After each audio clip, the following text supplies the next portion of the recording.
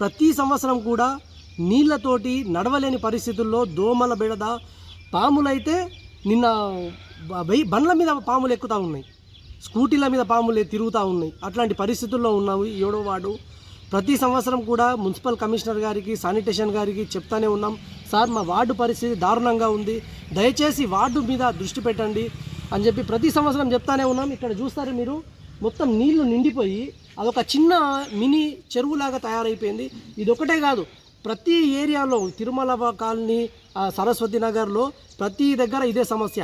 దయచేసి municipal commissioner గారికి కోరేది ఒకటే, అయ్యా కమిషనర్ గారు ఇక్కడ మా 7వ వార్డులో కొద్దిగా దృష్టి పెట్టి శానిటేషన్ వాళ్ళతోటి కొద్దిగా ఇక్కడ ఈ ఏదైతే డ్రైనేజ్ వ్యవస్థ ఉన్నదో దాన్ని నీట్గా చేపియాలని కోరుతా ఉన్నాము.